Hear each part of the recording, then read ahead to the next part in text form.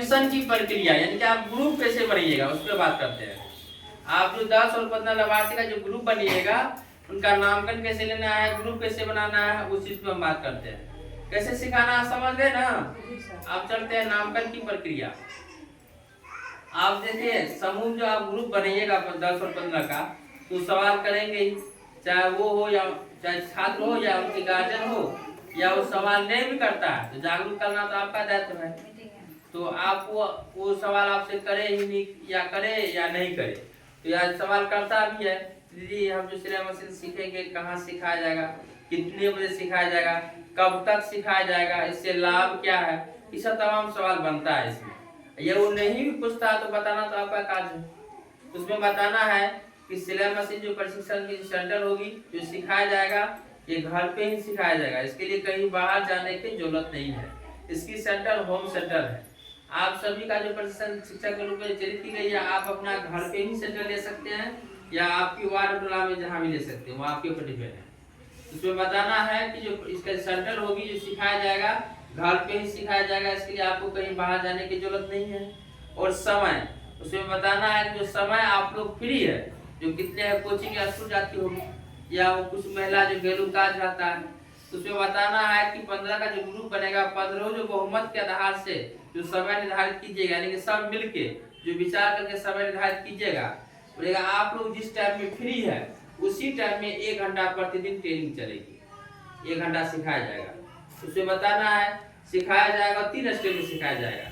पहले आप लोग कटिंग सिखाया जाएगा, उसके बाद मशीन हेमकाज के बारे में सिखाया जाएगा, फिर मशीन सिखाया जाएगा।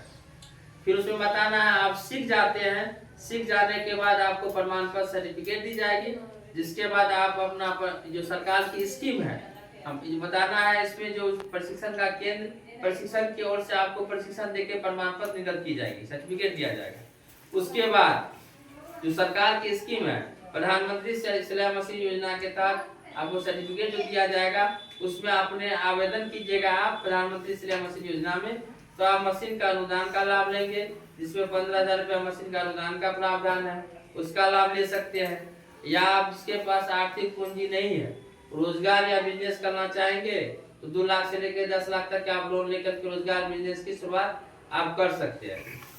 उसमें बताना है कि आप जो प्रशिक्षण लीजिएगा, जो सीखिएगा, उसमें एडमिशन में कैंची जो आता है पित्तल लोहा में, जो मार्केट में 350, 400, 500 मिलता है जी, सबका अलग रेट होता है। तो कैंची पित्तल लोहा में 10 इंची का, कैंची फीता सुई धागा इंची टेप चौक मिट्टी दी जाएगी, जिसका जब आपको सामान मिलेगा उसका केवल चार्ज लगेगा 498 रुपया। इसमें सामान मिल जाएगा तब। फिर से बताते हैं, कैंची पित्तल लोहा में 10 इंची का जो आप लोग यूज करते हैं कैंची, वही सबको मिलेगा सामान, सीखने वाला सामान चाहिए ना। कैंची फीता सुई धागा इंची टेप चौक मिट्टी दी जाएगी, जिसका 498 रुपया लगेगा। सामान मिलने के बाद पहले ना उसी चार्ज में 498 में ही जब तक सीखेगी तब तक सामान मिलेगा, उसी चार्ज में प्रत्येक 10 रोज पे सामान में जो खर्च होगी, जैसे कि सुइया धागा चौक मिट्टी खत्म होता है, तो प्रत्येक 10 रोज पे जो सामान खर्च होती है, वो सामान उनको प्रत्येक 10 रोज पे जब तक सीखेगी उसी चार्ज में तब तक मिलेगा, प्रत्येक 10 रोज पे। समझ गए? फिर से दोहराते हैं, ये चीज भूल जाते रहता है, ऐसे 10 बार बोलते हैं। कैंची पित्तल लोहा में कैंची फीता सुई धागा इंची टेप चौक मिट्टी दी जाएगी, जिसका एडमिशन पर सामान का 498 रुपये लागू होगा।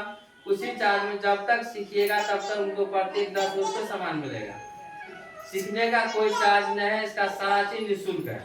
समझ गए ना।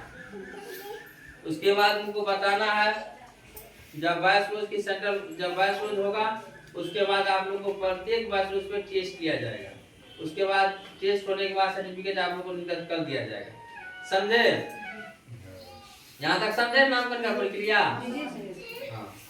अब चलते हैं आप लोग की मानदेय। आपकी मानदेय क्या होगी? आप लोग का मानदेय जो होगा 10 और 15 लाभार्थी का एक ग्रुप